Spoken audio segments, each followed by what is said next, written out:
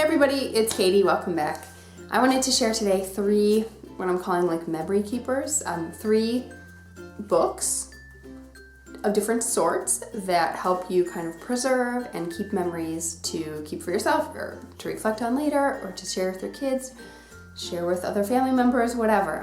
Just kind of three different ideas, especially this time of year, like we're all looking for like a creative gift idea, and I think all three of these things work really, really well for different kind of scenarios. So let me get right into it. This is not sponsored in any way. These are just things that I have loved over the years and I'm finally sharing. I may have mentioned them in past videos, I'm not really sure. The first thing is this journal. It's called Mom's One Line a Day. There are various titles. I think there's just like a one line a day, there's like a dad's version, there's, I don't know, different things. And they're actually also like a much more attractive, physically attractive type book made by a different publisher that I can link to on Amazon that I prefer, and that's actually what I recently gifted to my sister-in-law. But this is the one that I received, I guess almost 5 years ago now when I had Alice. I wanted to have a journal to start on the day that she was born. And the beauty of this journal, you may have guessed, is that one line a day. So it's a 5-year journal and there's a space. Every page has like the date, and you just fill in the year, and then you make an entry for every day, like for that date every year, you get it. So you have this then for your child's like the first 5 years of life, you know, that like crucial time, like their young childhood, and your kind of evolution as a mother, as a parent over that time. I think it's such a special thing. So like I said, I started this the day Alice was born. I am now on the last year and I'm almost finished. There were a few times in the first year that I like skipped an entry. I didn't really take it that seriously, or I just, you know, I forgot. Like, you think if nothing else you can manage like a single line. You can say something about your day, you can say something new that your kid did, you can make an observation about how you feel about something, whatever. But I didn't take it super seriously in the very beginning. So there were a lot of days that I just skipped, and now I'm like writing in the margins. I'm trying to just record everything because I see the value in having something like this. And I absolutely love every night when I go to write in it for today, I look back on the previous years, and it's so cool just to see, you know, just to see how far we've come and revisit some of those memories. Like, oh, 2 years ago today, you know, you can do this without Facebook, right? 2 years ago today, this is what we did, or 4 years ago today, Alice said this, or whatever, you know, it's really, really neat. So like I said, I will link to this particular book if you love the look of this one, but I will also link to ones that I think are a little bit better looking and a little bit less like pink mommy style. This is absolutely one of my favorite things to give to new parents, like a baby shower gift or a gift to give like right when a new baby's born or something, just as a kind of out of the box idea to really record and treasure all those like first, you know, all the firsts in your child's life, all the firsts in your 5 years of being a parent. So the next one is a little bit of a take on that, but more geared towards kids in this case. This is called Q&A a Day for Kids. You can see that is 3 years of questions and answers, so one for every day of the year again, and you get to see the evolution of your child over that time. I first heard about this book from Kayla from the Obs and Lala channel, and then Michelle from another channel actually sent me one as a gift, and I have loved it. Michelle's channel is Dance Dance 444, and she may have changed it. Anyways, I'll link to both of the friends I just mentioned.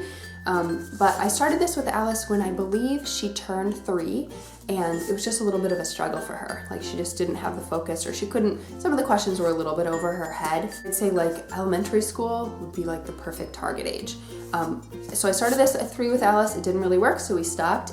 We picked back up at 3.5, and she was really into it for a couple of months. And then again, her interest waned and I didn't push it. So I'm just waiting. She is 4.5 now, and I'm thinking January 1st, I'll try to pick it back up again and start over. We do have some answers, you know, filled in from previous years, and she really liked to try to write certain words, or she would do her own version of writing, which is kind of cool just to have that documented, like her early attempts at, you know, at writing.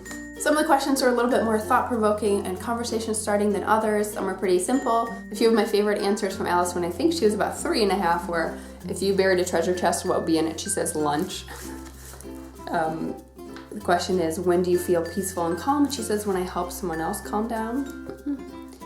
And then the question is, when was the last time you felt embarrassed? And she says, never. Like, how beautiful is that to have a record of her 4.5 not ever having felt embarrassed, or at least that she can recognize, right? I cannot wait for like 10 years down the road to look back at this book with her and just laugh about the answers that she gave and just marvel at how much she changed in that time, you know? An older kid, you know, could write their own answers, so this could be a great gift for an older child, and you just kind of take the parent out of the equation, and it's something that's a little bit more like structured than just like a blank book or just a journal that maybe you know, a kid wouldn't want to keep up with necessarily, but since this lays it out for you each day, it's a little bit more engaging. The last idea are these recordable storybooks made by Hallmark. I know they have them in the stores, they have them online, they might sell them other places, I'm not sure. We have actually a bunch of them. I think we have 6 or something. There are ones for different holidays, different occasions, birthdays, things like that. And a relative or you or whoever records into the book you reading the story. And so it does take batteries, but like 2 AA batteries last at least a year, at least for how much we use it. The design I think has changed a little bit, but this is how this one works. Good Night Moon by Margaret Wise Brown. In the great green room there was a... Okay, that's my mom. So the way we have used these is we have bought them for relatives, or relatives have bought them themselves and recorded themselves reading stories and then given it to our kids as a gift. And actually one of these books I bought and gave to my in-laws, asking them to record the story for Alice. And I think they were a little bit reluctant. But now a few years down the road, my mother-in-law has passed away, and the recording we have of her in this book, her voice in that book is one of the only recordings that exist. That's not like, you know, a voicemail on someone's phone or something, you know? So it's a really special thing for my kids to have, and memories like that kind of fade, like somebody's specific voice, especially when you're a young child, but to have a story that you can listen to again and again and remember that is really, really special. Both of my kids absolutely love these books. They will spend a good half an hour just all by themselves playing the story back, trying to memorize the story, repeating it back. It's just really, really neat. I think this is an amazing gift, especially for like a relative or a friend who lives far away, you know, something you can do and send across the miles, and it's almost like sharing that experience with them. So those are the 3 books with a twist that kind of make them more like a lifelong keepsake. If you have used any of these books, let me know what you think about them. Thanks for watching. Hopefully you got some new ideas.